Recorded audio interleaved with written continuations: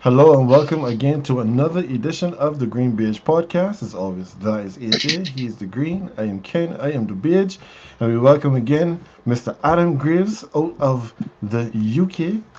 Well, I can't say bright because right now it's still dark for you, but very early in the morning. What's going on, Adam?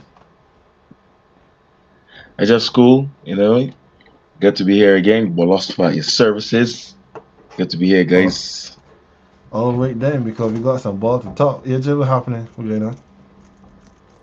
I'm well enough, man. I good. I good.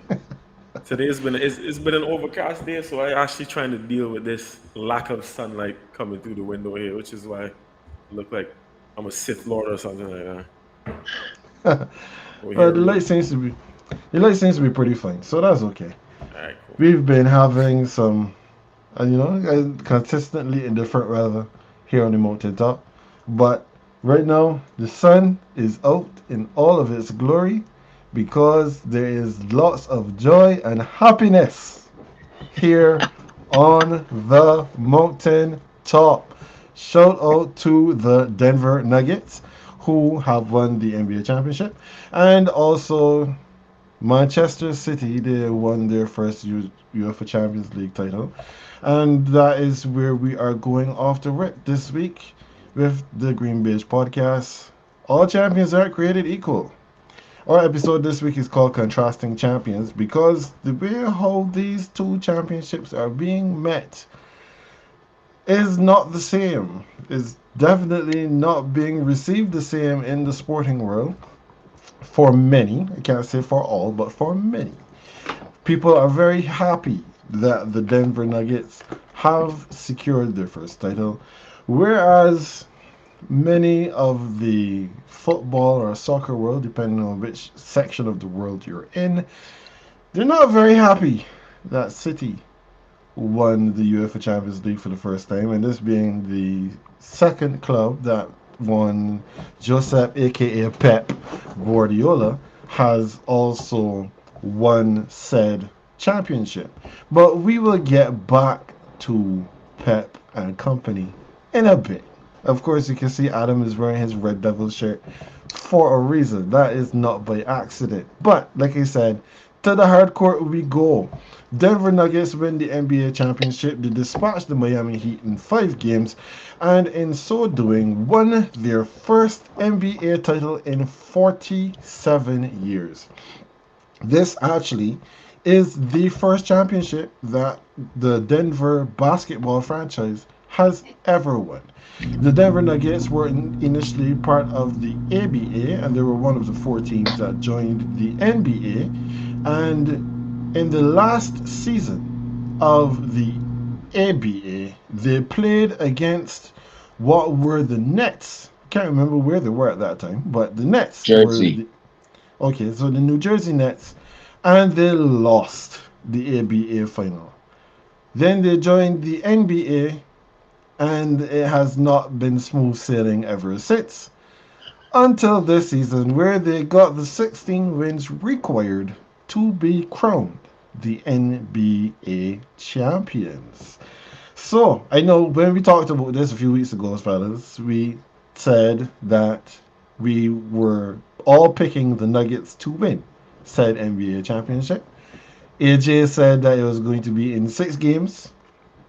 Adam and I both said in 5. So the Nuggets have made us winners, Adam. 5 games and it's all over. So I know you have watched these games. Tell me about these Nuggets and the NBA Finals.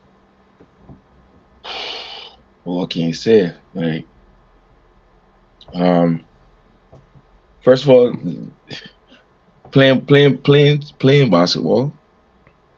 I've had a number of coaches say the age-old cliche or use the age-old cliche that you hear from basketball pundits, analysts, and other coaches all over the world. You can't teach height. You cannot teach height. Teach skill. You can teach um, systems. You could train ability. You can even train jumping ability if you want to talk about athleticism and so on and so forth. But you cannot teach height. I can modify that slightly. In the case of these NBA finals, you also can't teach size. So it isn't just height, but as my goodly brother, one half of the GreenBaje, or the beige half, said, "Oh, behind the woodshed." Ah, and sadly, the Miami Heat lost to a far superior team. We spoke about the Nuggets beating the Lakers. Nuggets beat the Lakers, lost to a better team, a more prepared team, a team that was together longer. The Heat lost to a superior team in probably every manner of speaking. The guards outplayed the Heat's guards. The forwards outplayed the Heat's forwards. All due respect to Jimmy B and Bam Bam, who tried their almighty best, um, but they're taking some flack.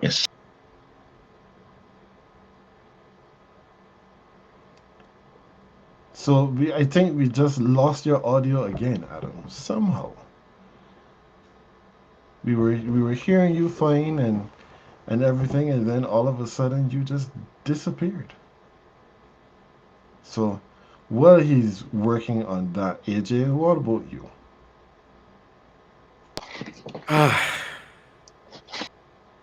All right. Well, firstly, I can raise my hand. I got it wrong. I got it wrong. No, granted, I must say, firstly, well, you know what? First, no, let me start here. Firstly, is congratulations to the Nuggets, right? Again, we all, I don't think, unless you were a Heat fan, and even some Heat fans knew the inevitable outcome, but unless you're a Heat fan, you were picking the Nuggets to win. We all here did. I called the game extra. Congrats to the Nuggets. It is well deserved, not just because of the playoffs, but throughout the entire season. Um, I must say, right, that I must say that I there was a point in time last night where I was like, you know what, the Heat could win this game. They could, because they kept it so close, and I think foolish mistakes are the reason why they lost, why they did. The reason why they lost in the manner that How they did did. it? Yes, how they did. I don't know where Ah, the sound whys back. come Good. from. Yeah. Yeah, and like Jimmy particularly did not. I don't even care about the fact that he scored most of his points in the fourth quarter. He made his worst decisions in the fourth quarter. The one turnover that he had, which you can say was good defense, but at the same time, it was really bad decision making from him to get into that position. The that fadeaway jumper from the wing when they were down three. What was essentially the final shot of the game. It wasn't absolutely necessary there given the time on the clock. But again, um, yeah. So as much as I wanted to, I'm saying all this to say, as much as I wanted to be right, there was a point in time last night, Ken and Adam, where as this game is winding down, I was like, you know what? I don't mind taking the L here because I watched the Denver crowd and just the way everyone was celebrating. Because as the clock was ticking down, you could, like, everyone knew, you could tell that Miami just didn't have it in them, and then Denver was like the Nuggets themselves, they were riled up, the crowd was riled up, like everybody was feeling it. And I was like, you know what, these men deserve to celebrate in front of their home fans. So they came a point, like, with a few seconds left, at least within that last minute, where I was like, you know what, I want Denver to win tonight and just put the Heat out of the misery and let Denver be able to celebrate in front of their home fans. So I came to that resignation close to the end of the game. Um, I mean, Adam kind of pointed out what was the turning point, or what was the most strategic point for them, basically. So nothing more to add per se. The defense was incredible, though. Their defense was incredible. It's like they already were a very good defensive team, but it was turned up even more notches in this NBA Finals, and especially last night too. Like I mean, I made mention of Jimmy's decision making, but Jimmy wasn't really getting much, which is why he couldn't score. And then I feel like when he had the chance to score, he seemed very reluctant. No, I know Jimmy is one to drive to the bucket and then kick it back out to, but it took it to last night seemed like a whole new level. That was just to me because I feel like there were times where he would have gone for something and just didn't. But that I give more to the credit of Mike Malone and the Nuggets. They were locked in last night and they outheated the Miami basically because what I give Miami credit for, a couple weeks back when I said that they're the team that will always scratch and claw and they will always keep the game close and then pounce when they have the opportunity. The Nuggets did that. I mean, yes, they started off with their run. They were ahead by a bit, then they lost that lead, but they still just kept the game close. Like Adam said, that team is far superior. The team is far superior, and in the end, it made more sense even to me, even for the sake of being wrong. It made more sense to just watch these guys in the manner in which they play basketball, just be able to celebrate a first ever franchise NBA championship in front of their home fans. They deserve that much. So I will take the L on that one. Congrats to the Nuggets. Well, on behalf of Denver, I can't say Nuggets Nation necessarily, but on behalf of Denver, we'll say thank you very much. Now, Adam, do you want to continue your point before Yeah, you, you know? I'll just finish off by pointing out a couple of statistical things as well. Um, that the Nuggets did that even though the Nuggets started slowly, they were missing a lot. They weren't getting their high percentage looks. Uh, you know me. I personally believe the refs had an agenda that, in that game 5-2. I make no apology for saying it.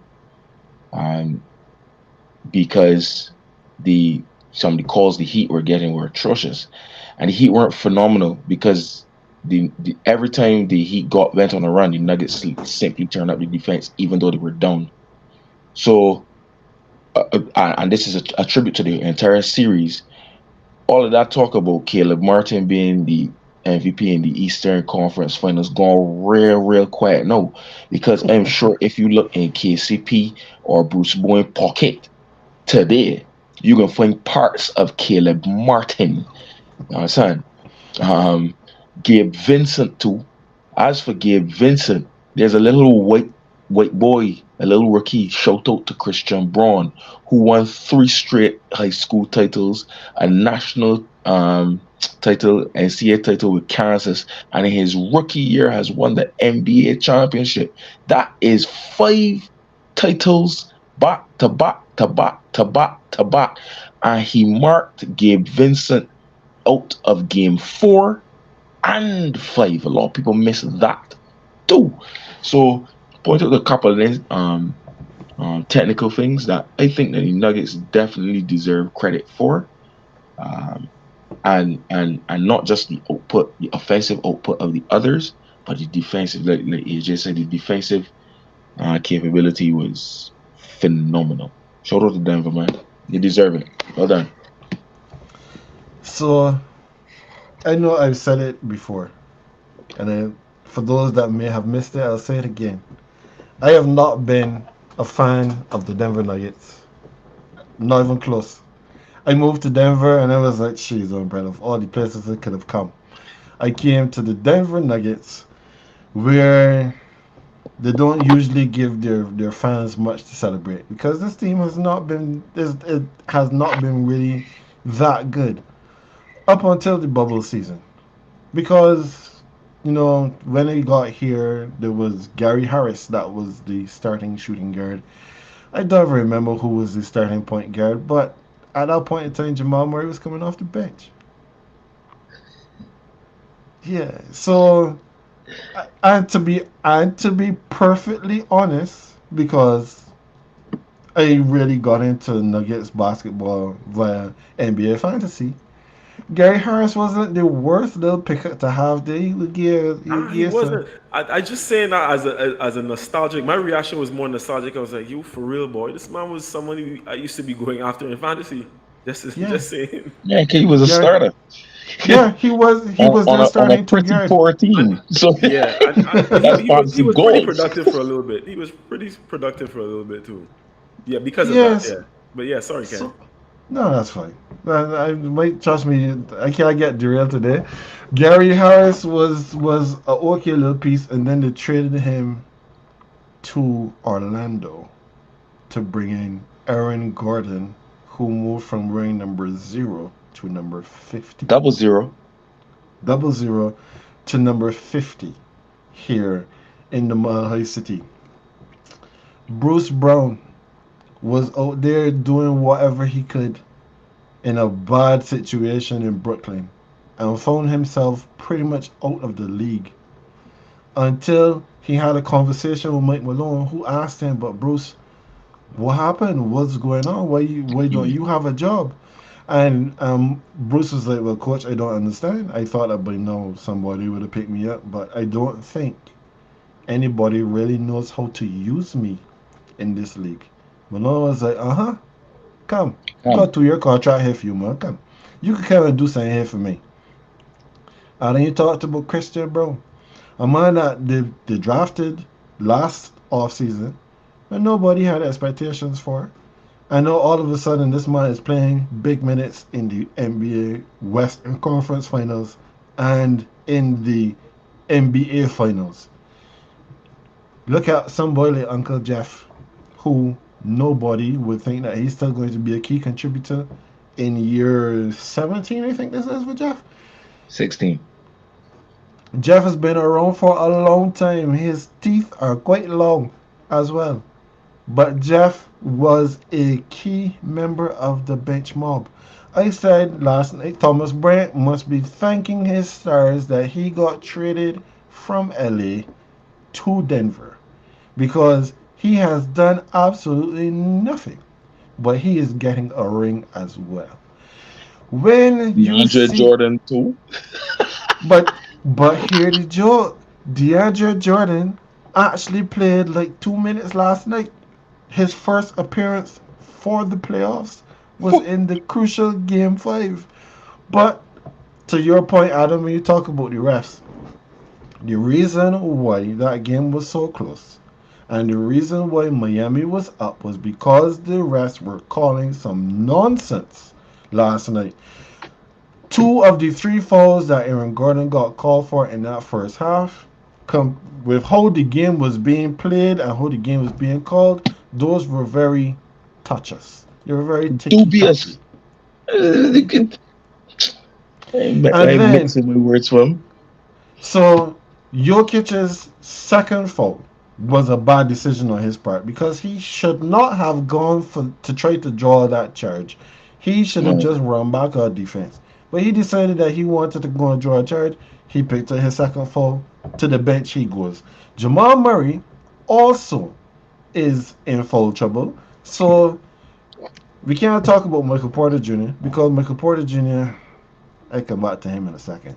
But your 3 best offensive weapons are now on the bench in the second quarter because we can't risk them picking up any more fouls. You need Aaron Gordon for his size and his athleticism to defend Bam, to defend Jimmy, and defend whoever else that decide to throw it there that can be playing any of the spots between 3 and 5. You need Jamal and you need Jokic to score the points that will carry you going into this second half. So when they were down by 7 at the half, I was like, all right, you would rather be up than down, but 7 points is not insurmountable odds. And I trust that these Nuggets are not going to be as poor in the second half as they were in the first. And you know what? They still shot the ball poorly in the second half. 3 pointers were still not falling. And to the point where Michael Porter Jr., when he shot that 3 pointer on the breakaway after he stole the ball in the fourth, I typed it in my chat, so I know both of you guys would have seen it. I said Michael Porter Jr. should not shoot another 3-pointer until next season. I didn't care if they won today, if they had to win game 6 or game 7. Michael Porter Jr. should not have shot another 3-pointer until the start of the season in October. However, Shooters shoot. Shooters shoot. yeah, he put the three up and it hit nothing but net. And it was like, but what I when he shot it, I shouted out, no, and then it switched, and I had to sit quiet. I had to humble myself in that moment because what else could I say? What else could I do in that moment, right? So I remember I said that there was no way that if the Heat won one, they could not win two because I could not see the Nuggets dropping game 5 at home. And as much as the tickets cost almost $1,000 to sweep the Cowboys out the rafters with your head, Ball Arena was sold out and hopping from tip. And even when the Heat were ahead, the enthusiasm, yeah, the crowd got a little quiet, but the enthusiasm was still there because they knew that their team was on the brink of history. And if they needed that little extra oomph to get over the line, then that crowd was going to give it. I can pause here because I don't want to ramble on all evening long. So let me just peek here in the comments Man, quick. your city's a champion. So Dom is saying that he has the Nuggets in 5 to repeat. We cut to that maybe a little ways down the road. He says, poor as the Nuggets played, the Heat were not a good team, and the regular season illustrated that. But because we overlooked the deficiencies due to the heart and the determination displayed, and that is true. We all knew that the Heat were overmatched. The Heat did not have enough to deal with Denver. And only the Heat fans and the haters. I don't know how a team like the Nuggets can have haters when they haven't done anything until now. I'd like somebody to point out to me Nuggets haters. You know Like, Nuggets haters? They got like one. apart apart There's from one in the chat that we know at AJ. yeah, apart from an Okay. obvious individual who claimed not at the beginning of the playoffs, you know. Furthermore, not at the beginning of the Western Conference Finals, not even at the beginning of the playoffs, when the Lakers made the trades to get better, a certain individual claimed that if they was to butt the team with AD on it, the Nuggets would be in so much trouble because Jokic can't deal with AD and bloody da. To which I can't remember exactly how Ken reminded him, but I remember I reminded him this Nuggets team is nowhere near the Nuggets team from the bubble, Bubble. far Yeah. less the Nuggets team from even last season. So you got something else coming at the end of the Western Conference Finals, sweep. At the end of the NBA Finals, chip. I don't know how you can't hate like the Nuggets haven't done anything to make you hate them. They've won now, so now we gotta see the reciprocations of that. Who can rile up the self to want to ruffle the feathers and what's not. Um, the Heat were not just overmatched in the finals, you know. The Heat were overmatched in the Eastern Conference Finals. The Heat were the only series the Heat played where they weren't overmatched. Quayman actually mentioned this last night. Big up to Quayman and all the AXA people from the 264. That the only series the Heat weren't overmatched was against the Knicks. If we think about it, against the Bucks had injury issues, and the Heat took the chances and demolished them, dismissed them fast. Fast, which is what they should have done with the Celtics. They play with the food and get away with it, to be very honest. And the Nuggets was like, no, you're not coming in here and doing that. We can show you what time it is. Oh, behind the woodshed. And as Dom said, I think before the final series, Nuggets in 5. Like, I think Dom called 5 as well, if I'm not Yeah. mistaken. Yeah, he You did. can't. Yeah. To his credit, Dom called the last two Nugget series correct because No, he where I didn't, was, he because he called a didn't call it sweep. sweet. He He called a didn't call it sweep. sweet. He called it sweet for the Lakers.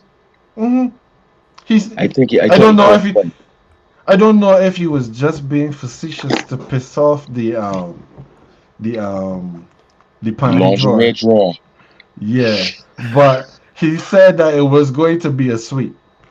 I said five because again, Hmm. I thought that the quality that the Lakers had would have been good enough to steal a game, but they were not able to do that. He said a microcosm of Jokic and Murray getting better and Brown and AD decline. Also, roster changes in contrasting directions. And then for the Heat, the Knicks, he said the Knicks should have beat the Heat too. That's the one series for the Heat that I had them favored. I didn't think that the New York Knicks would have had Yeah. enough And to Yeah, beat same here. Miami. But all right, so before we move any further, I think there's something I'm going to allude to it now, but there's something that I have planned for later this week, Hmm. hmm, which will be an exposition. Well, I will expound on this thought, right? But when I look at this Denver Nuggets team is really really hard, especially for someone like me not to root for them. And here is why: the Denver Nuggets team is a reflection of Denver as a whole. The Hmm. Denver Nuggets team is a team that are considered to be underdogs and they do not get the respect that they deserve from the national media because Denver is supposedly a small market compared to New York and LA and those kind of places. Yeah, sure, no problem. Denver is a city that is very cosmopolitan. Is a mix match of all kinds of people that are living in this city. And when you look at the Denver Nuggets team, same kind of story. Your best players from Serbia. Your second best players from Canada. Your most of the players that you have on your team aren't drafted here in Denver. They're transplants. They're people that either came in as free agents or you traded for them, you brought them in. Just like Denver. Denver is a city that is full of people that come from all over the place, me included. So hmm. when I look at this Denver Nuggets team, it's hard for me to look at them and not root for them because we are the Nuggets. The Nuggets is a reflection of Denver. So you may have another team, but the enthusiasm, the love, the joy that this team brings to this city, you can't you can't be here and be upset that they won the title. You cannot do it. But like I said, Again, this is a thought that I am going to expound on later on this week. Because the parade is Thursday and your boy got the day off. So I go into the parade. I can see you on that. Yeah, and not raise you, but join you in saying, growing up watching the Denver Nuggets, and they're talking about all the way back with the Kembe Mutombo. Yeah, when Mutombo was in Denver, and I think they pulled off a big upset. I can't remember of who. Mid 90s, can't remember, but they were never important enough to pay attention to, if that makes sense, until they drafted Carmelo Anthony. When the Denver Nuggets drafted Carmelo Anthony, it made everybody sit up because, first of all, everybody can believe that Detroit let Carmelo slide the tree. I'm sorry, AJ. Sorry, AJ. Like, and Carmelo would For have been a rookie Darko champion Milicic, yeah. for Darko Milishit.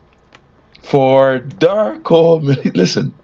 Anyhow, so Denver was all smiles. And you then saw the love that Denver's basketball team had. And people used to allude to the fact that this ain't new. Like, we've been loving them since Alex English, far less Mutombo. You know what I Mm-hmm. mean? So when I do my little research in preparation for this show, for argument's sake, I was trying to compare this champion Denver Nuggets team and the good teams they've had of the past that should have done better. But for argument's sake, I'm going to only talk about one in the most recent history. Same Melo, the team that had Melo, Kenyon Martin, Allen Iverson, and then Marcus Camby. Marcus Camby was Defensive Player of the Year. That team was a monster side. Unfortunately, they resided in a West that had the Lakers at their prowess and the Spurs at absolute God mode. You know what I mean? And they had other good teams in the West as well, like the Suns, the Nash-led Suns, and so on and so forth. So they didn't achieve the ultimate. But that team had more. I don't want to say. I don't want to say flamboyant characters or more high-profile players. I just called two: Carmelo Anthony and Allen Iverson, for argument's sake. Kenyon Martin, the number one draft pick. Whereas this Denver team have a collection of high picks and forgotten men. And that makes you talk about Justin O'Kane. And they put it together and glue it with hard work and grit. And everybody fighting for one another. And they just obliterate everybody. So to dumb point of repeat next year, I know they're going to be very, very difficult to beat. Very difficult to beat. You ain't walking Denver off of this platform just so. Things gonna happen. Definitely not. Definitely not. And when you see the emotion that pours out of somebody like a Jamal Murray on the stage last night, when let me not get out of here because it's starting to hit me there too. So yeah, congratulations to Denver. And of course, when we talk about the team, we also have to talk about the players. Nikola Jokic, the two-time MVP, so should have been three-time MVP. Oh I mean, boy. all right, let me stick a pin there because you see,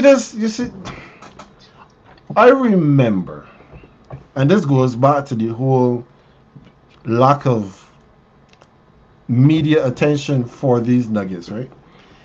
I remember when early on in the season, like just around All Star and like immediately after, Jokic was the runaway leader for the MVP.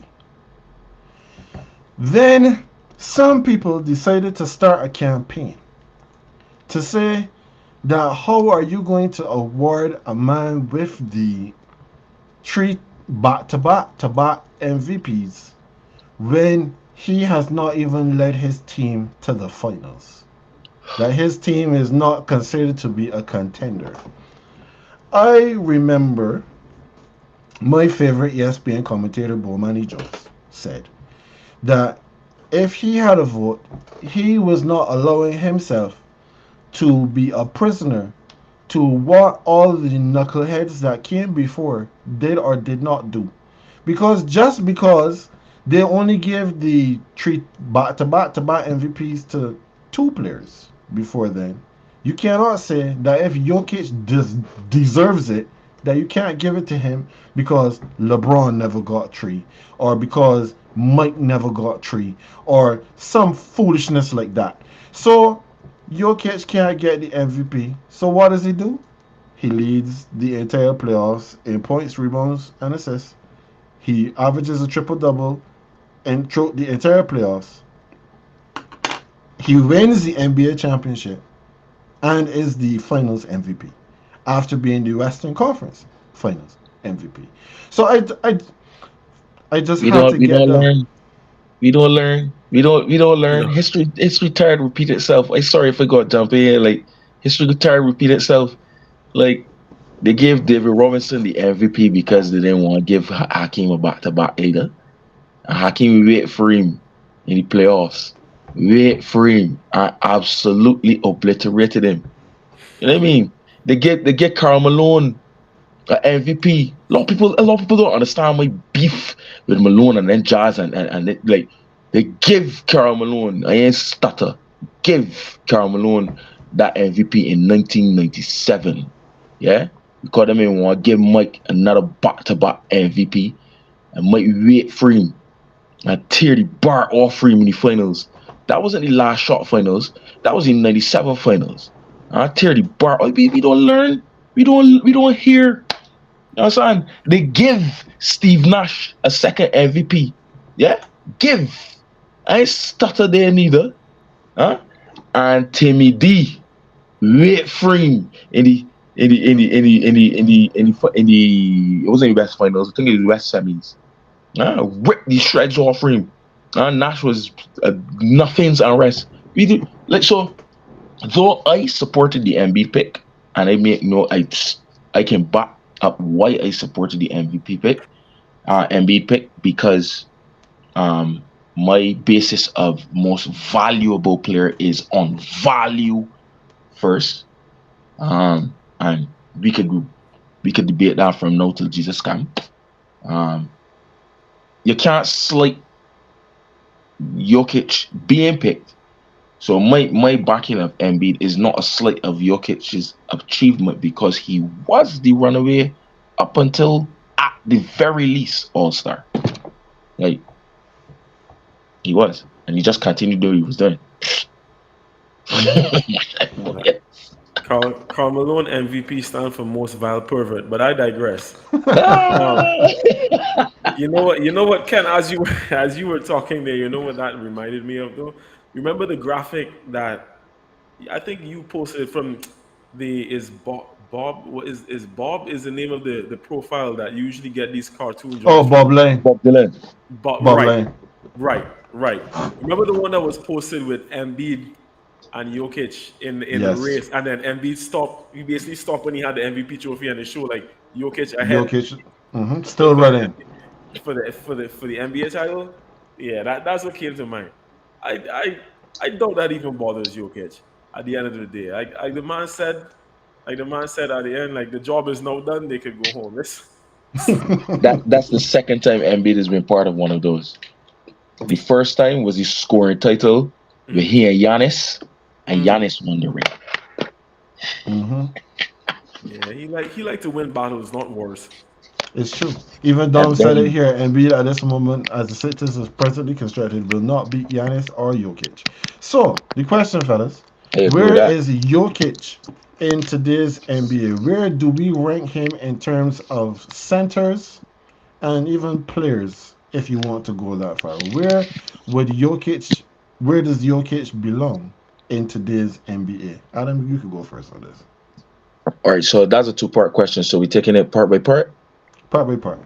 part by part. So today's Jokic in today's NBA, Yes. he's best center in the league. He's like by a mile. It's like the closest is Joel Embiid. The closest is Joel Embiid, and then that's still a distance. I don't even make a. I don't care that he plays better defense than Jokic does, which he does.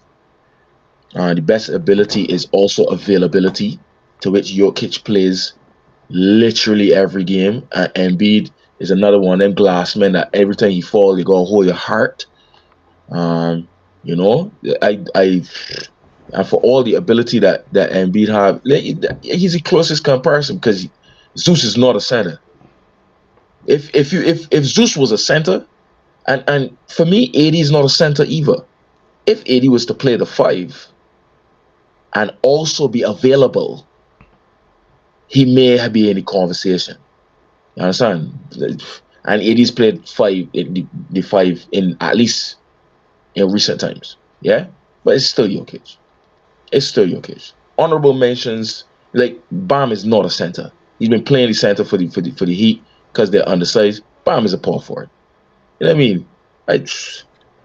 I'm not even gonna bring up men like Gobert and Cat and them kind of men. They're like, let me be honest. You talking about Nikola Jokic, brother?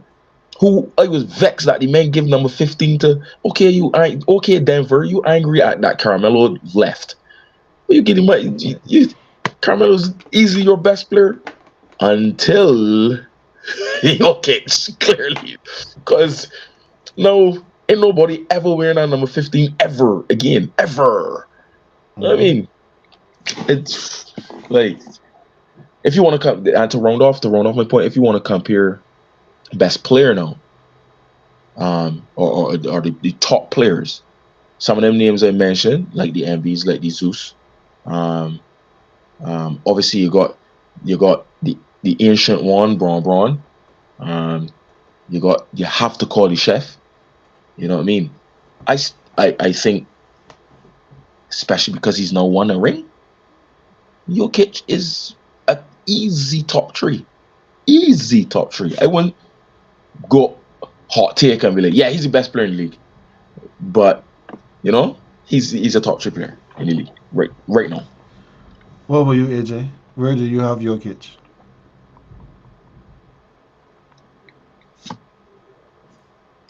You know what? I will do the hot take. Then Jokic is the best player in the league. I will do it. I will do it. I no holds barred. Jokic is the best player in the league right now. I think the metric of best kind of like shifts per season based on like certain criteria, like a little bit of form that's come into play and all that. Right now, Jokic is the best in the league. I don't care what anyone says because there is and there's something interesting about because you know how we always used to say in terms of like we always say like Shaq is the most dominant center that we've ever seen, and that is true. He's dominant in in a physical sense. Like he'd overpower everyone. He was unstoppable. But Jokic is dominant too, though. He actually is dominant, but just in a different 100%. manner. Huh? 100%. Yeah, yeah, but his dominance might not be like overpowering and like breaking backboards and shattering backboards and stuff, but he is dominant. Offensively, he is unstoppable. Basically, the man has a full arsenal on offense, and he's a good defender. I'm not saying he's the greatest in the league, but he's a good defender. But with the way that this Cool. man has gone about, he was already a top player in the league, but with the way he's gone about this last season, I mean, this just concluded season as of Monday night. I'm going to be the one with the hot take. I will say it right now. To me, Nikola Jokic, the Joker, the assassin, is the best player in the league. I don't know, boy. I don't know, boy. That Greek God got something to say with that. I don't Zeus got something to say with that. I'm Well, sorry. let him get fit and come back, and then we'll have another Yeah, discussion. no, Right right. now, That right easy. now, right now, it They is the both got Joker. chips too. They True, both got two MVPs true, too. true, And true. only one got a defensive player of the year. We could battle that out, Dom. I see you, Dom. So, I am not a prisoner of the moment. I am not one that just looks at what happened right now and allow that to make me decide one way or the other as to where Jokic stands. But I have to agree with AJ. What we have seen from Nikola Jokic in this championship run, from the time the playoffs began, it erased all doubts as to who is the best player in the league. Definitely the best center. Absolutely, hands down. Number one, without question. Mile. There is, yeah, the number of feet we are above sea level is the distance Mile between high. him and Embiid. So Mile. now the reason why I would give it to Jokic at this point over somebody like a Giannis. No, unfortunately, my absolute favorite player in the league, Steph Curry, he would never get this position because he is small, comparatively speaking. He I is not. respectfully disagree with that, but we could discuss that another time. Yeah, we can always come back to that. But in this stage of his career, Steph Curry Yeah, is right not now. going to Right be now. considered the best player in the league. But what is it that you can want from a player? Not necessarily, not just a center, but a player that Nikola Jokic does not give you. Jokic has a shot from outside. He has moves in the high post. He has moves in the low post. He has moves on the block. Jokic can take you from the outside. He can shoot over you. He can he can even beat you off the dribble. He does not have to have a handle like Kyrie, but as they keep saying, well, first off, the whole thing about Jokic being fat, Jokic plays in this altitude and he ran for 40 odd minutes without taking a break. He played 24 minutes in the second half of games 1 and games 2, and I think he probably maybe sat down for 3 seconds in the second half last night. Jokic is a phenomenal athlete, even with the amount of weight that he is carrying. And He's really to, not that heavy, you know. but here's now where it was coming to. All right, If sorry. you are making a player on NBA 2K, you know there's got certain attributes that your player can get. One of the things that they knock Jokic for is because he is not the lockdown defender that some others are. But you know what Jokic showed that he is, especially in these playoffs? Jokic has cornered the glass cleaner attribute. Because offensive rebounds, defensive rebounds, he is there. Jokic is the first player in NBA playoff history to have a 30-20-10 triple double, and the 20 are rebounds, which he did against a healthy Anthony Davis, who's supposedly the guy to give him that work. He is unstoppable.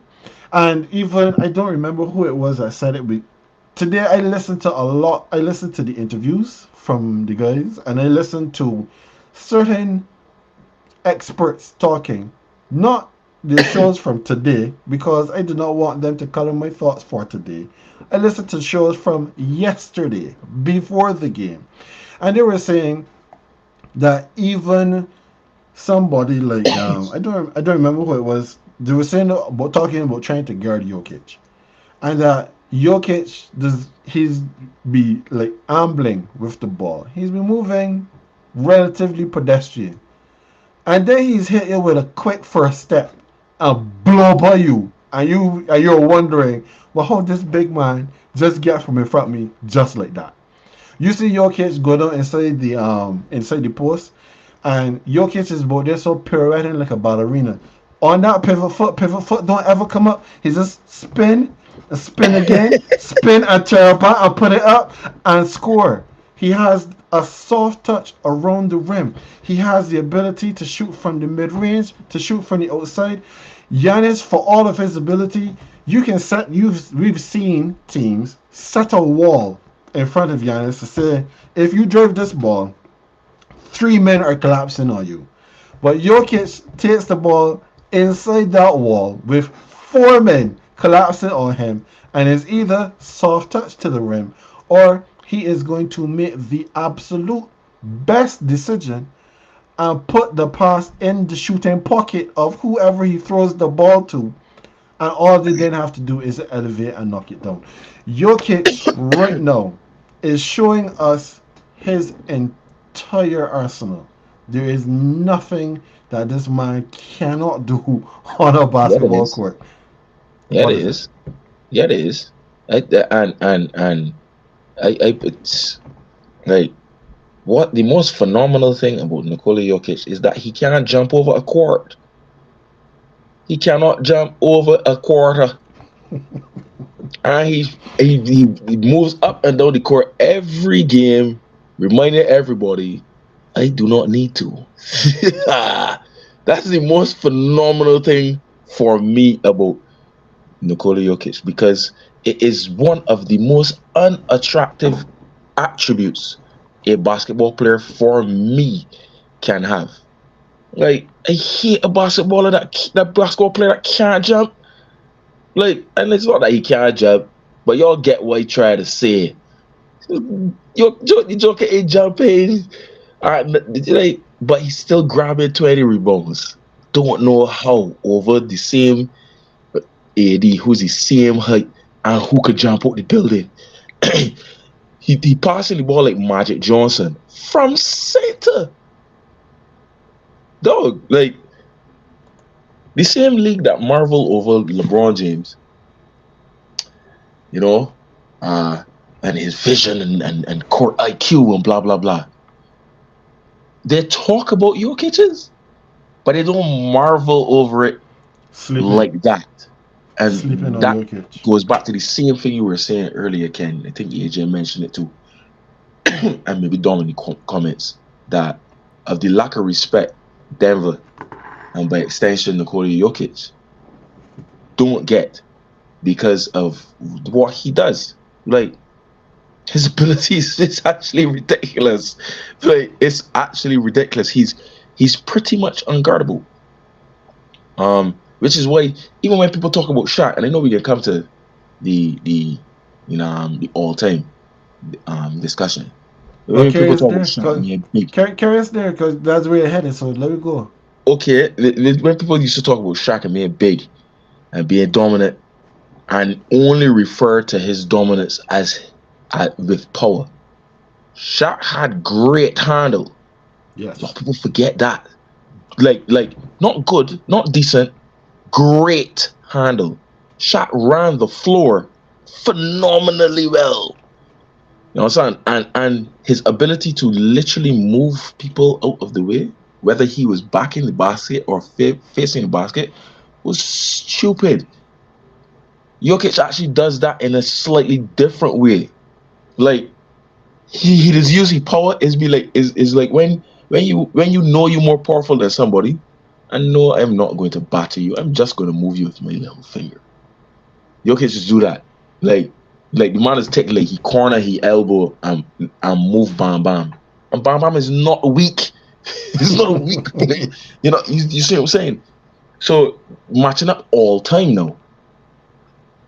I ain't jumping on that bandwagon. A lot of people jumping on now with the statistical phenomenon that is Nikola Jokic, and I ain't jumping on that bandwagon of all time greatest center. That is disrespectful to the William Russells, Wilt Chamberlains, Kareem Abdul-Jabbar, formerly known as Lou Alcindor, and Shaquille O'Neal's of the world. Lest I forget to mention Hakeem Olajuwon, because if I may end off my all-time point by saying Nikola Jokic is not yet there, as in best all-time, but he's in the conversation. You have to remember what them men do. 6 titles, 6 MVPs, countless All-Stars, etc., 2 or 3 MVP finals. That's Kareem resume. 2 MVPs, a defensive player of the year or 2. You know what I mean? That's Hakeem. And I didn't even mention men like David Robinson, who got 2 titles, MVP, a defensive player of the year. Jokic and making first team all defense yet. Yes, let's not. I don't even know if you make a second. So for all the triple doubles, yes. Don't tell me moving the goalposts neither, because we know this NBA is easier to do it in. So bring it. I ain't business. Shaq had a three-peat. Yes, only one MVP, but 3 Finals MVPs, and was the sickest thing in the league. Like unstoppable, easily. You know what I mean? And I never going to Wilt and Bill Russell, because that man was playing it in a league with 3 teams. So I ain't gonna call them. You know what I'm saying? But Jokic is on the way there because he's only 28, which is another tribute to his lack of athleticism. That's lack of athleticism, because if you don't exert yourself that athletically, as we always say, the first thing that NBA players suffer from is when they lose them inches on their vertical. You know what I mean? And they have to develop their jump shot to use it a lot more and increase their IQ and what's not. Jokic there already. So it will surprise none of us if Jokic still at this level in 5, 6, 7 years. That's me. All right, AJ. Where do you have Jokic in this all-time discussion? This time around, Adam, I'm going to agree with you because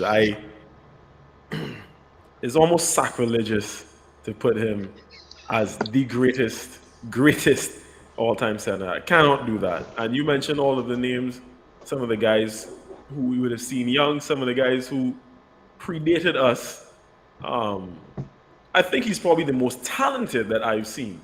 Probably the most talented, just in terms of like natural skill set that I have seen.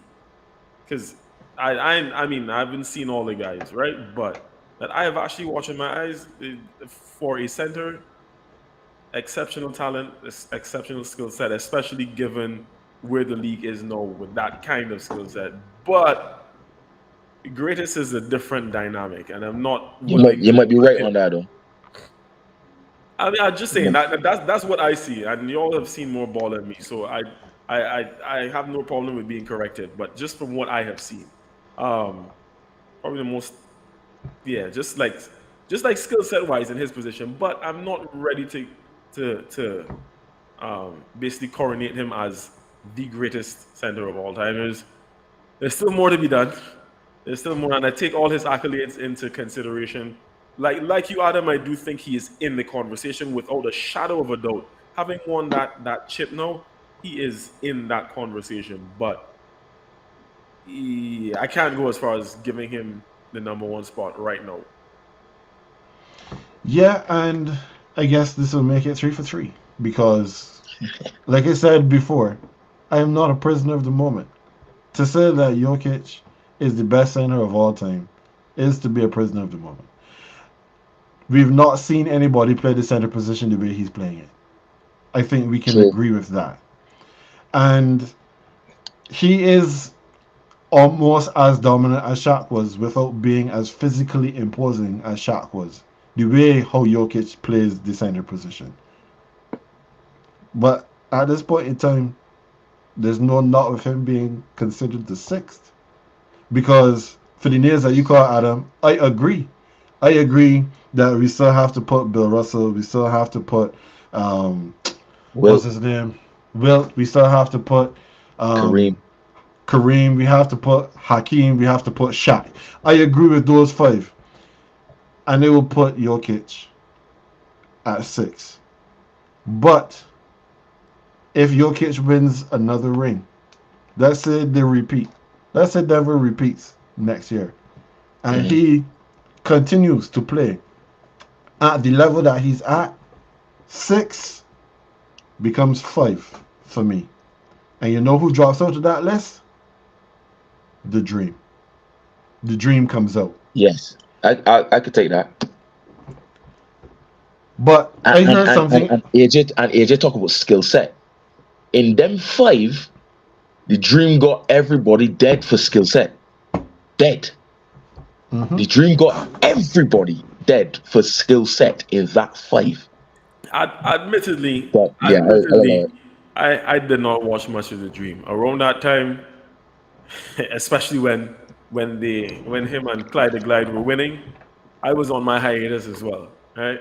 I mean, and I was really young at that point, so admittedly I wasn't into it as much yet, which is why I stress on the fact that I have seen. I've only seen clips of the Dream. mm, Honestly, I've not actually watched enough of him to say, well, yeah. So I know I didn't send this to y'all guys, but I mean we don't have to debate this one very long. I just want to get your take on this because it was something that I saw on it was Jewel Max Jewel and Key. However to put the names together. The ESPN radio show that is in the morning. So Jewel, he made some interesting comments. The first one I could see it, so I don't think we really need to talk about it. He said that for a team to win a championship or to win a series, but championship especially, um, there needs to be a ratio of 2-1-1. And he was saying this in relation to Miami specifically. For if Miami was to have any chance of winning the the championship, he Dom is saying that Adam is teaching the class in AJ Studios, and he's asking if Adam went to Yale or Purdue. So in relation to the two one on one, he said that for you to win a series, to win a championship, your star player has to win you 2 games. Your second best player has to win you 1 game. Your role players, or as Jimmy calls it, his teammates, has to win one. It should not be that you are coming out here and your role players have to carry you for 4 games. Because in relation to Miami, their role players won them game 2. They won them that second game of the series. So Jimmy was in the red because he needed to be the one to bring the team forward. I thought that was interesting. I just wanted to put that out there. But the one thing that I wanted to just rumble you guys. Again, we're talking rankings, right? And mind you, as I said, this is before Game 5. So this was yesterday morning before the game played last night. J. Will gave his top 5 point guards in the league. He said number 1 is unquestionable. That's Stephen Curry. His number 2, Luka Doncic. I knew he was gonna do that. Number 3, Damian Lillard. Number 4, Kyrie Irving. Wow. And then number 5, because remember we just talked about president of the moment, right? I Yeah. spoke about being president of the moment, and I am not Yeah. like what's his name? Paul Pierce, aka the truth that tell bare lies, and is only ever a prisoner of the moment, who said that the guy on number 5 of this list, Jamal Murray of the Denver Nuggets, Paul Pierce said that Murray is the best point guard in the league.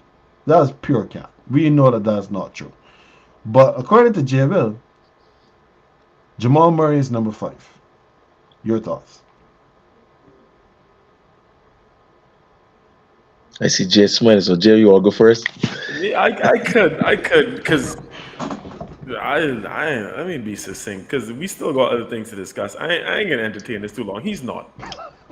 He's not. I mean, you have to love the guy. You have to love the guy. You gotta love his story, his work ethic, and all that. But no, he's not. Come on, no. What Were do we you supposed say, to go Adam? into discussion as to who is? I mean, I feel like what.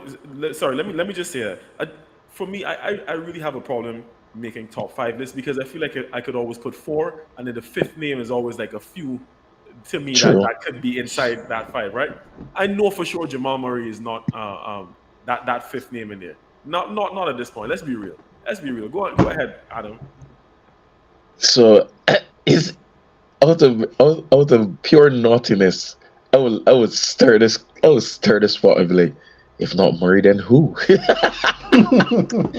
Then who? Like I'm thinking right now, without being a prisoner of the moment, you're thinking right now. A lot of people forget that Spider Mitchell is playing basketball. A lot of people forget that, you know what I mean? Like, and that was just one off the top of my head. You see what I'm saying? Like, a lot of people forget that James Harden plays point guard. Like, and everybody know I have no love for James Harden.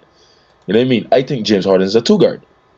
I actually think Jamal Murray plays more like a 2 guard as well. So for me, it's hard to pick Jamal Murray as a top 5 point guard. I'm not even picking Luka Doncic at 2 because he ain't better than Dame Dollar. And Luka Doncic has the potential to do at point guard what Magic Johnson used to do.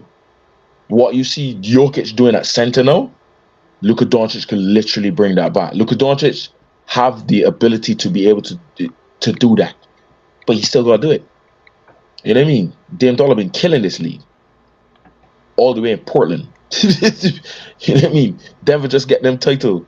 Denver's a multi-top team, Bush team, just like Portland. Portland Bush, dog. Portland had two stabs at this title, 2 or 3. 3, I think, stabs at this title. I think they won one with Bill Walton. My history could probably hazy because Dongan asked me if I went Yale or Purdue again. But like, Dame Dollar is legit. Dame Dollar is top 75. Don't disrespect Dame Dollar, and nobody ain't counting out Steph. After them 3, like, it's hard to call. I not even call it right now. I not even call it Kyrie independable right now. For all the ability Kyrie have. And I love Kyrie. I love me some Uncle Drew. Yeah? So like, similar to Jay, it's difficult after you get past 3, to be honest, but because you got to consider men like Spider Mitchell. You got to consider, here's my hot take for the night.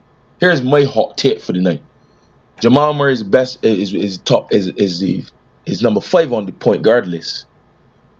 When we've literally forgotten because of injury that LaMelo Ball is in the league. LaMelo Ball is an awesome point guard. I mean, like, he's still young, still got bills to prove. You know what I mean? But come on. I mean, enjoy this. Let's. So the funny thing is, I actually do agree with JL here. The numbering might be. I don't agree with his list completely, but I agree that Jamal Murray is a top 5 point guard. His responsibilities compared to some others is less, right? However, if you track what he has done, I guess you could say throughout this season, because he came back from the ACL, he worked his way back up, and then he played phenomenally in the closing stretch of the regular season into the playoffs. If we are going to look at this list, all right, so you know that I don't have no great love for Luka Doncic in my heart.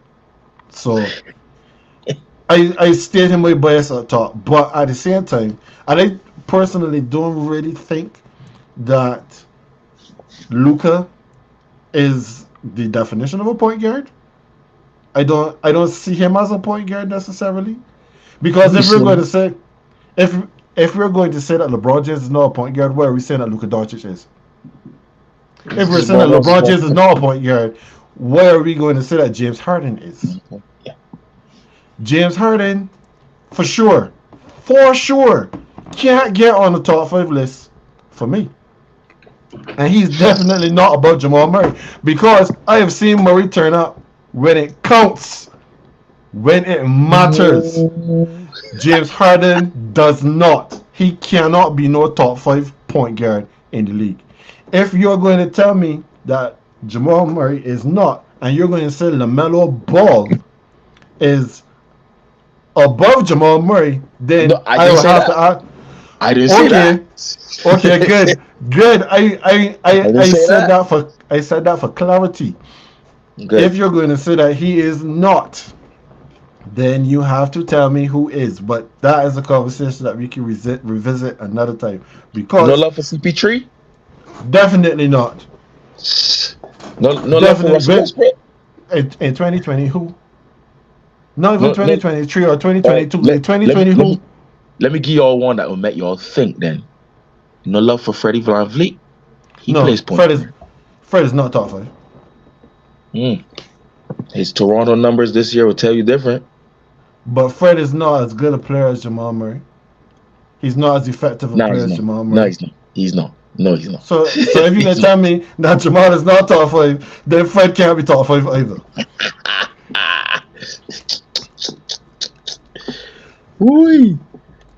But as Dom said, he also said that Spider's not a point guard.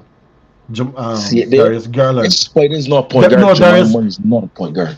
Darius Garland plays point for Cleveland. For the Cavs, yes. Yes. Cool. Mm-hmm. Did Spider play 2 guard or 1 guard for the Jazz? Dom. Well, good. Spider's play 2 guard for Cleveland because Garland ain't sitting down. Let's come on.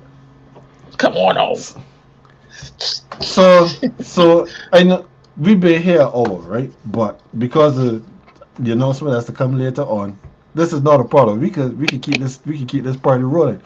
So I spoke earlier about Mike Malone and Mike Malone being the head coach of the Nuggets, and he gave credit to the ownership group of the Nuggets for sticking with him and giving him something that most coaches don't get in any professional sport, and that is time. You're you bring a guy in, the team has not progressed in the way that you might like, but you say, well, this is our guy, this is our coach, we're going to roll with him, and what happens in the end? He brings home the championship. In a similar vein, or I should say in the opposite way, you look at somebody like Doc Rivers, who was brought in to the Clippers to bring the Clippers out of the second round of the playoffs. But as I heard on the right time with Bomani Jones, Doc, except for the 1 year that he won the championship with a big tree, has not escaped the second round. You So mean the 1 year that the Big Tree won the championship for him? Sorry, I had to if you correct you. You're want my brother. if you want to put it that way about fight. So you have a coach that is a second round coach that is coming on to a team that has a second round roster and expect the coach to be able to get you out of the second round. And he was there for 3 years and it never happened and he got the boot. But you look now to switch sports now. Manchester City, they created a framework to attract and bring in one Joseph Pep Guardiola. And Pep was given the brief not only to make them a champion, because this team has been a champion before, but also to win the Champions League. And this is year 7 for Pep. And he has done it. Manchester City has won the UEFA Champions League as of Saturday, the first title in the team's history. How long is that history? Depends, I guess. Determined will be determined by who you ask, because there are some that says that the history began when they got money. There are others that say that their history contains the yo-yo up and down from the Premier League and the old first division to the second division and the championship. So kudos to Manchester City. I have not watched the game because one, it was on Saturday. I think it would have started at 1 p.m. And two, why would I go back to watch Manchester City win the Champions League?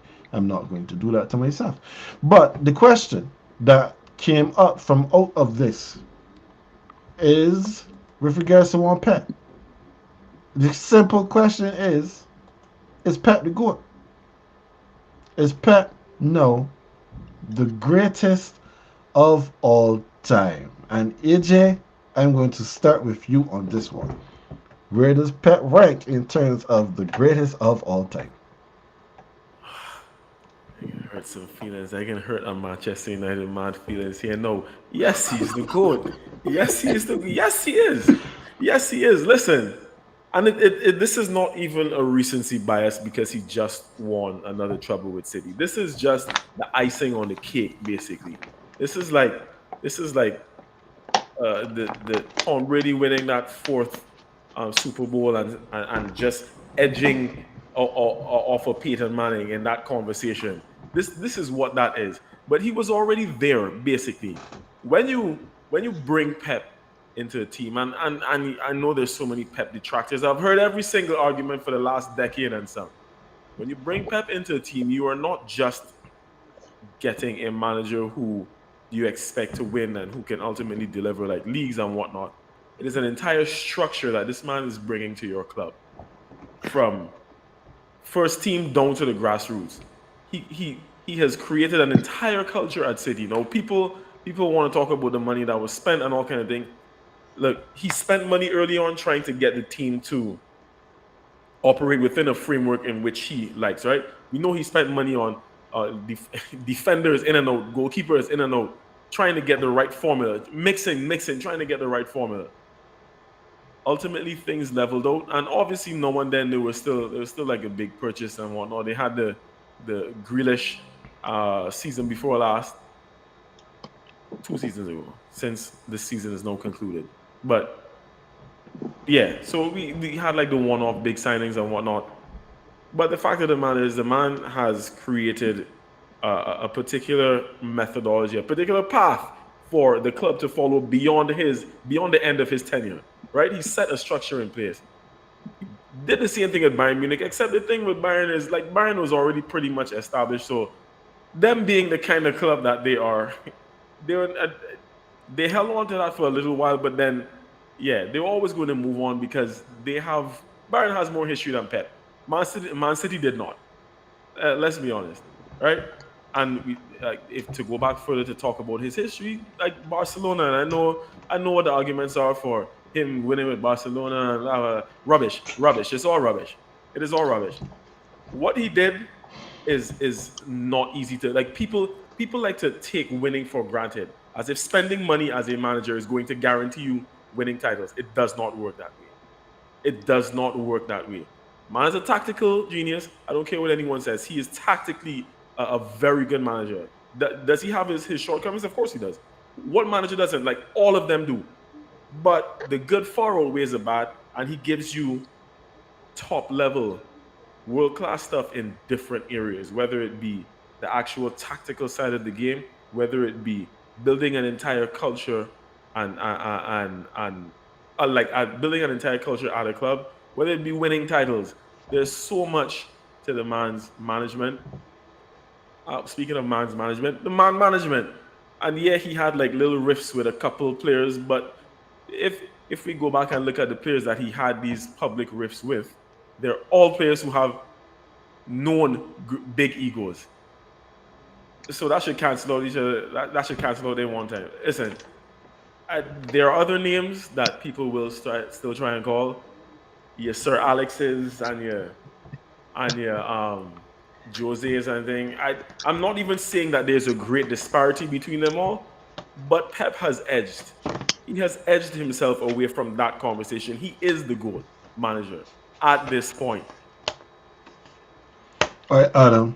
I know you wore your jersey for a reason, so I understand that you have a rebuttal coming. Sorry, So why dog. it could Sorry, be dog. in agreement? Why it could not be in agreement? I sit down here quiet and listen to my friend AJ expound and ride the Josep Guardiola train from here to glory and back, you know? And actually, look, Dom there just saying he going. Don't run, Dom, don't run. Because I want yes, as you know, I like Inter Milan. And I wanted Inter Milan to win that final for multiple reasons, and chiefly because of who they were playing against. Also because they would have completed, which they did, a phenomenal feat, which is not easy to do, of which the only other British club, sorry, not British, English, because the other British club that did it is Celtic. The only other English club to have achieved that were their neighbors, of whom I support. All that being said, why I can't be in agreement? I actually love Pep. Like, Pep is phenomenal. And I hated the fact that we did not get him when we could have gotten him, simply because he was already committed to Bayern, of course. Because that would have met my dream. Oh, I would have had that dream every day. Simply because I watched Pep. And normally you hear people say these type of statements that I'm about to make, like to big up the self or to make you feel like them is watching a sport or not football or whatever the case may be. When Pep started managing Barca B, yeah, Barca B, he drew attention to Barcelona B games in a manner that nobody else didn't really do it. And not because he was an ex-player that was managing his boyhood club. There are many that have done that. but it was the style of football, the tactics that he was employing in youngsters, and the results he was getting in the manner he was getting them. The combination of what is now renowned as tiki-taka, as though it was all originally Spanish, and I don't care who come for me with that, because it was not. And you know a Brazilian, so come again. What Pep did was to create tiki-taka. He combined the total football of the Dutch, and you can fact check me on this, total football of the Dutch, the flair of the samba, and the efficiency of the former Italian high press, which causes great defensive effectiveness, to give you the Pep philosophy. That gained him the Barcelona job, to which much people was in shock and been really happy about, because Frank Rijkaard had not long won them the said same UCL with the ever great Ronaldinho Gaúcho, Eto'o and the likes, Deco and the likes. But it had kind of become stale, and he made some huge decisions that people also didn't like, in the same getting rid of those types of players, only keeping Eto'o, and immediately produced a treble. Like, bang, treble. I did this. I applied my football, and bang, treble in Spain. Goes on to Bayern Munich, bram, failed because he didn't win a UCL with a team that he inherited that had just won one. I have a different view. I don't think he failed in Germany, because everybody feel like because you're the best at something, that everybody else can come to play too. Other people come to play too. You know what I mean? So if you lost, Bayern Munich lost in semi-finals and quarterfinals, though. You know what I mean? So, cool. Didn't achieve it there. Moved to Man City, who had won titles and were already buying before they even won the titles. Here's my glory to Pep. And I can end on this, the glory part, in that it takes phenomenal application to be able to manage the likes of or the calibers of players that are bought for the prices that Man City bought their players. Y'all hear that point I just made, right? Because in recent times, for example, look at Chelsea's shopping list and then Chelsea's results. Case in point. So to be able to manage the players that City have bought, yeah? Because to AJ's point of, chopping and changing this, but City could do that by anyone at any time for any price, but it's still going to manage them and get the result out of them. That's a tribute to Pep's greatness. Is he the GOAT? No. Let me tell you why he's not the GOAT. Because though you have done a treble in 2 different leagues, though you've won in 3 different leagues, playing the football that stubbornly, I think the only weakness you have is that you live and die by that sword, even though you're tactically very good. Pep does live and die by that sword, and if he lost him today, he can change a player or whatever the case will be as to reason. Anyway, let me not digress. This is why you're not the GOAT. I am yet to see, including that said same Barcelona team, I am yet to see Pep rebuild a football team. And yes, AJ, I'm going there. And this is why. If you rebuild a team with the club's financial backative that Manchester City has, it is far easier to do that. Far easier to do that than to do that at an Arsenal, for argument's sake, of which both of you support. So if, for argument's sake, Josep Guardiola was to achieve what he just achieved with Manchester City, with the likes of Arsenal, I notice I use my side.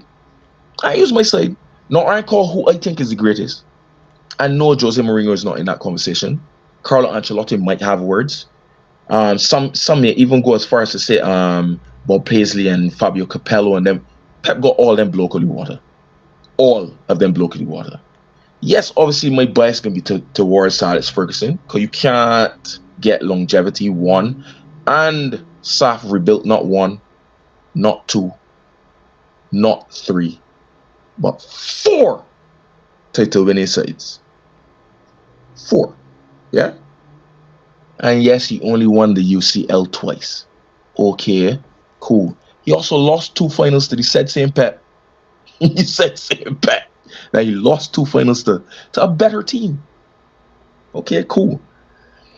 Do I think the margins are great for GOAT? I think it's one of those. It's gonna come. I personally, this is my objective view, guys, because like I started by saying, I love Pep. I think it's really and truly down to a iPhone Samsung debate, a preference thing. I honestly believe it's down to that, because you can argue for both sides of Sir Alex Ferguson or Josep Guardiola, and both be right. You can argue for both sides and both be wrong. You know what I mean? So I honestly believe it's going to come down to a preference. But kudos to Manchester City for completing the treble. I honestly wanted to stop you at the second leg. I was really hopeful that the Gunners would have stopped you at the first leg, and I definitely was begging into dominate that game, and it's still lost. You know what I mean? But kudos to City for winning a deserved treble. You look like if you have a rebuttal. I must say, Adam, I'm actually impressed with the way you ended your soliloquy, because I haven't heard many people come across that objectively and saying that it's kind of a matter of preference, right? So I commend you on that. The reason why I personally do not like the debate about having to rebuild is that I think that is just adding, and this is just me personally, I'm not attacking you, but obviously I've heard this rhetoric echoed before. I feel like it is adding a criterion which does not necessarily need to be addressed in order to be the greatest of all time. No, I think it's an added bonus. I think it's an added bonus if you do something like that, but I don't think it's necessary. And I think the manner in which Pep's career has progressed, to me, he didn't need to do that. And people say he didn't, but Adam personally, I feel like he rebuilt that Barcelona team, because the team that Rijkaard's team that was based around Deco and Ronaldinho was not the same team that he won with. And that's a fair point. That way mention it, but he still had a lovely spine already. Well, he already had Xavi and Investor. Yeah, you know what I mean? He had the GOAT waiting in Messi. You know what I mean? He kept Eto'o. You know what I mean? He still kept Valdez. You know what I mean? So okay, he rebuilt. But like, and mind you, I don't quote that rebuilding point to antagonize people or to jump on that bandwagon, because by the time Pep got to City, Pep didn't need to prove that. If you all understand what I mean, like Pep had done enough to go to a good team that needed to get over another hump. You see what I'm saying? But for me, I still think it's a criteria for greatest ever. You know, like what you've won, who you've developed, and how you manage them. And you know, I still think for me is a criteria to say, well, you know what I mean? Like a lot of people ain't got the ability to spend 50 million on four fullbacks. I mean, 100 million on Mahrez, 100 million on Mahrez was like 60. 100 million on Jack Grealish. You know what I mean? Like I you know what I mean? Like I get you, but at the same time, it's still and let me tie this into Dom's point real quick. Dom is not disrespect to Capello, is not disrespect to Lippi, is not disrespect to Ancelotti even. Pep is better than all of them. And I'm not saying he's greater than all of them. And I'm not saying that he is the best tactician out of all. It's the same way I see like being like the best rapper or something like that. Like the best MC is not the best rapper. You know what I mean? Like there are other factors that we take into consideration. Like there's things like that, and the best skill set at whatever is a discipline doesn't necessarily make you the greatest. There are other factors that come into consideration there, and I think Pep has the total package. If you bring Pep into any team right now, you're guaranteed that with the resources, and they have to put in that because that's the way football is You, now. you Yeah, see? but Adam, but that's the way football. That's the way football is no. But to my point, I still think he did it with less limited resources at Barca. But the argument for Barca is different for people because they say, oh well, Rijkaard had just won. Yeah, yeah, Xavi became a yeah. different level of play under him. Who the hell was Busquets before Pep? That entire middle was the middle of the park. That that center of the park was Actually, restructured under actually, him. actually, not to cut you. Actually, I think that's one. That is the play. If I was to argue for Pep, that's the player I would use in Busquets. terms of developing somebody and bringing somebody out. And what's not? My man sold Yaya Toure. Yaya Toure, who was the young center midfielder between Xabi and Deco, because Iniesta used to come off the bench. You know what I mean? And Ken will remember this called Ken to love young Iniesta when we used to talk back home in Barbados. Iniesta used to come off the bench more Yeah. often than not for Ronaldinho on the wide left. Also, Deco and Xavi and Yaya and Pep sold Yaya to promote Sergio Busquets. So he made him into the player that he became. You know what I mean? So like, I mean, it's a preference. I, so to finish off that point that I was just to piggyback. Sorry, Ken, because I know you ain't going yet. I think like the dominance with which this man is able to what was the word I'm looking for? Asserts. That's it in league. And then obviously, like he hasn't won the Champions League every single year. That is not an easy thing to do. But he'll Nah, make a deep run. They've had years where I would say he's been unlucky. They went and changed an entire handball rule because of how their team get knocked out. And I'm not saying that they didn't deserve to be knocked out because you shouldn't have been in that position in the first case. But the reality is a whole rule got changed because of the Llorente goal for Tottenham in the semis. Right? Listen, if you bring this man in, you're going to get results in the league, in the Champions League. Like Carlo got 4 Champions Leagues. That's true. Remarkable feat. Carlo is a great, but Carlo is not a league dominant manager. He's not. I wouldn't say he's a league dominant manager either. To do it year after year, Jose is a cup. No, he's a cup boss, and this is not to say that these guys can't win leagues, but I'm saying league dominant, as in to win every single year. Listen, the I, Pep. I think I'll see you on that though, and slightly disagree in that. Them men win leagues too, you know, and Yeah, but not just win I'm leagues. not saying they're not. Them I'm men, saying them dominant. men win leagues convincingly too, you know. I'm saying dom. But This Pep, is the same. this is a tribute to Let me Pep. draw.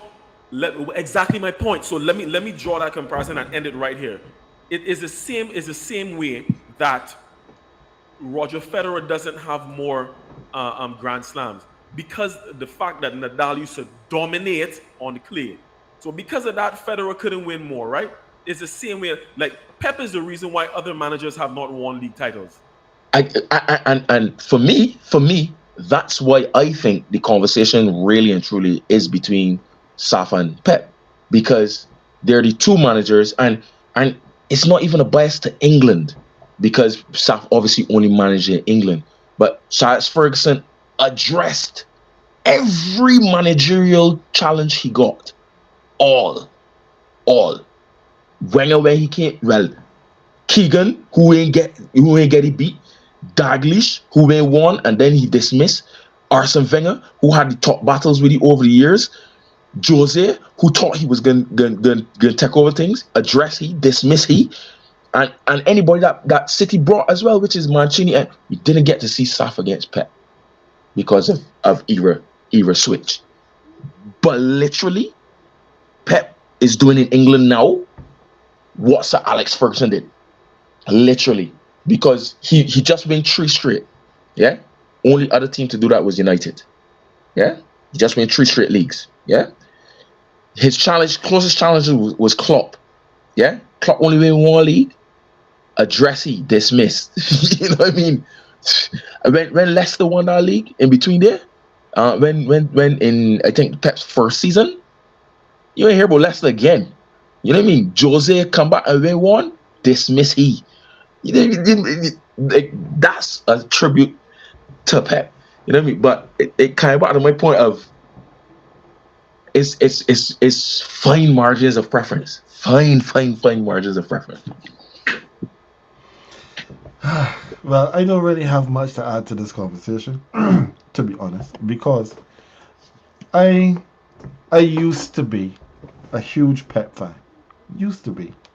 Oh The dear. minute that I stopped being a Pep fan was when Pep was leaving Bayern Munich and decided that he was not going to listen to the overtures of the Arsenal, but he was going to go to Manchester City. My issue with Pep is that I left that Pep, point on purpose.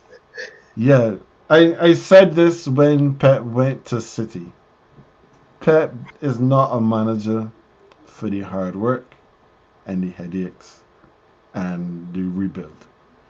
Pep went where he had unlimited funds to do whatever he felt like. Pep is the man that does land home in Barbados on AA, wearing all of the Gucci and a good pair of Jordans, and leave the airport and head down in St. Lawrence Gap and deciding that he can make it rain like if a hurricane is on the horizon. That is what Pep has shown himself to be. Pep is the manager for having the resources to do whatever he wants to do. And to be fair, to be perfectly fair, Sir Alex Ferguson wasn't much different. It didn't start that way because he did develop the core that he initially dominated with the Giggs and Beckhams and Nevilles and those boys. Well, That was his Manchester second team. United, okay, well Manchester United in England before the advent of City were known to be the big spenders. They were the ones that were shelling out the money for the Rios and for the Berbatovs and those kinds of people. So I don't have a vote. I'm not voting on if Pep is the GOAT or not, or who is the GOAT, because really and truly, I don't really care. I'm not that big of a fan of Sir Alex Ferguson. And if this was before Bayern Munich, sorry, if this was after Bayern Munich, before saying he was going to City, you might have gotten me to say Pep. You can't get me to say that today, regardless of that Champions League win. So that is where I fall on this question. One I, is we have one vote for Sir Alex, one vote for Pep, and one is an abstain. 'Cause I don't have four. I'll respectfully say that I agree on the comment for United, where it got blown to the water. It wasn't even City's fault, to be honest. I layer that blame squarely at Southwest Six.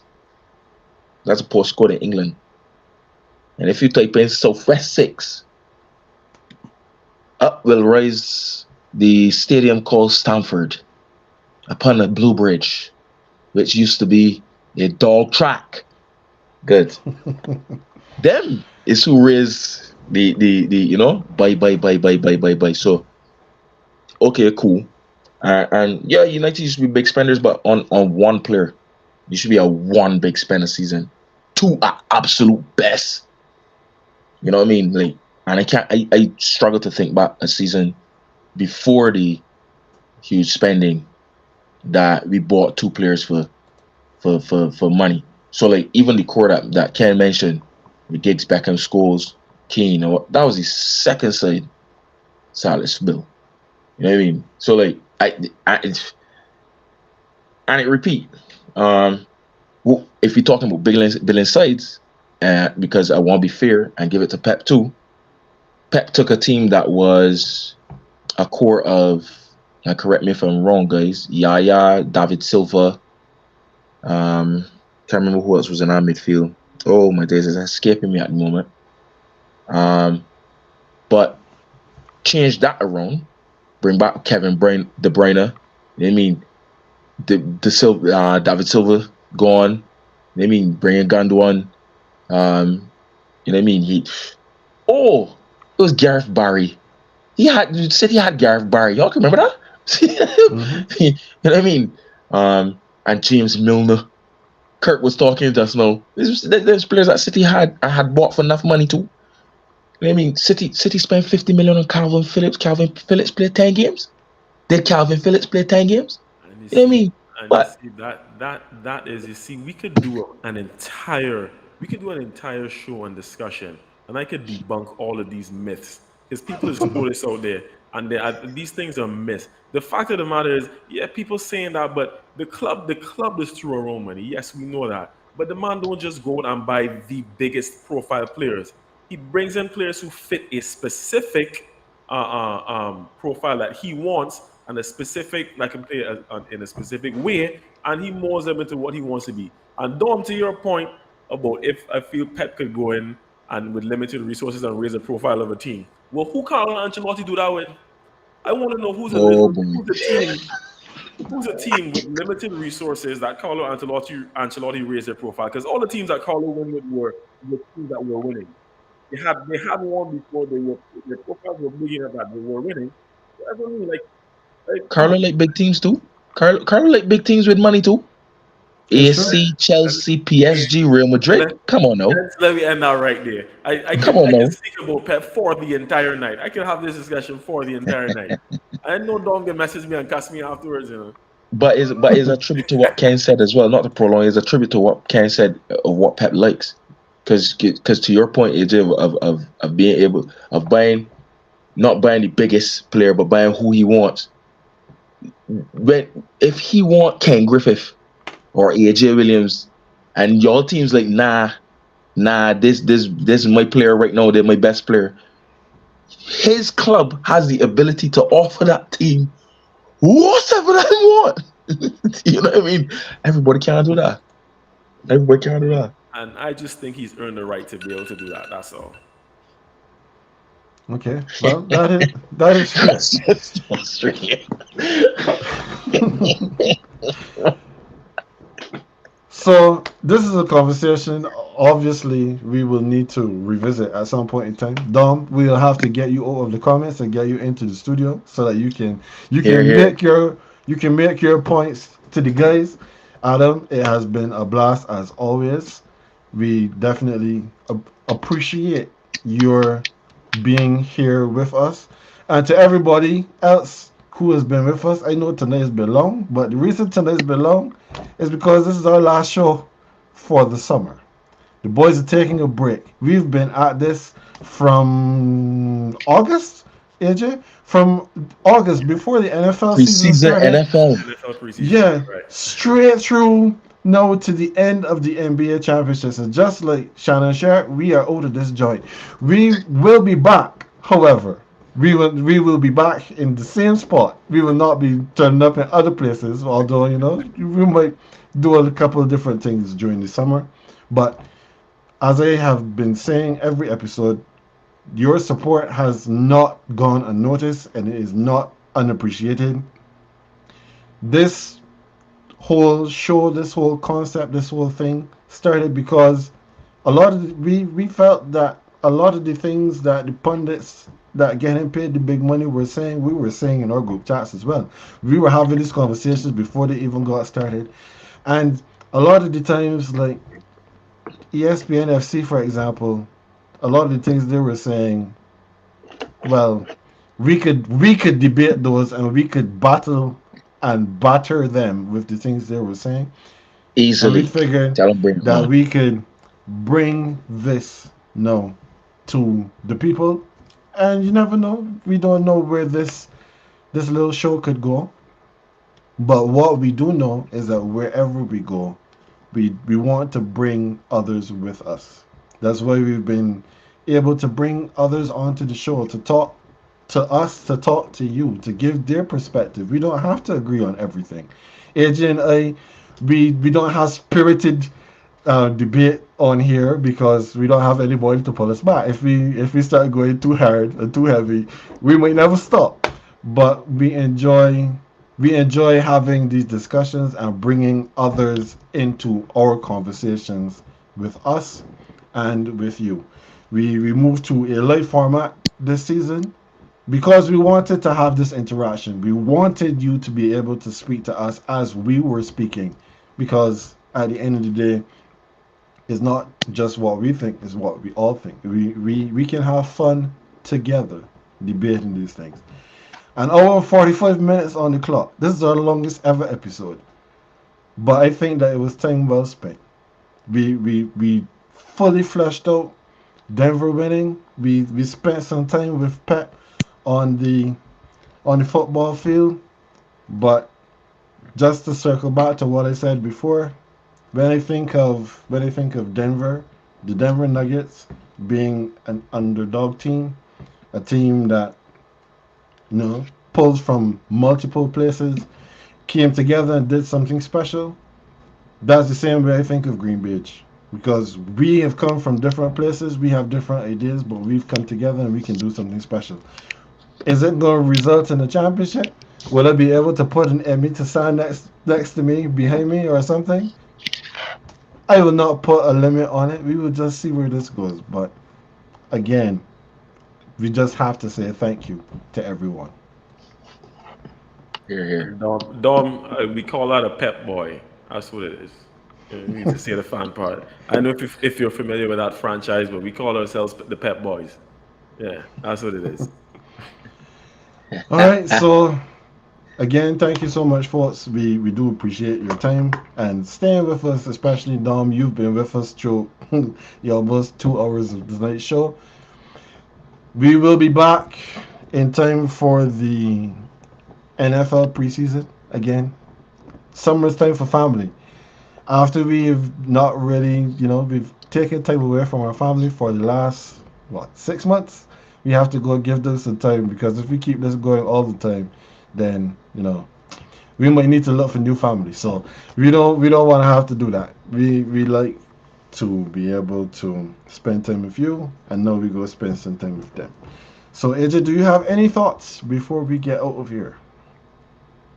Oh, nice.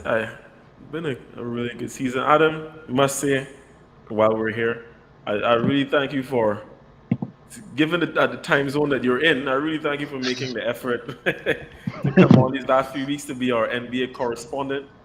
I really enjoyed us being able to like venture out and do the NBA playoff coverage and talk a little bit more as the NFL season was completed. So it's been a good season.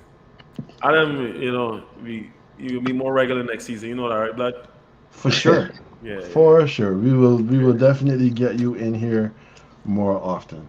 So Dom says that he's gonna call all of us and curse us. So let us give him the opportunity to do so. So again, thank you very much, Adam. As always, that is AJ. He is the green. I am Ken. I am the beige. And for season 3 of the Green Beige podcast, we will see you next time.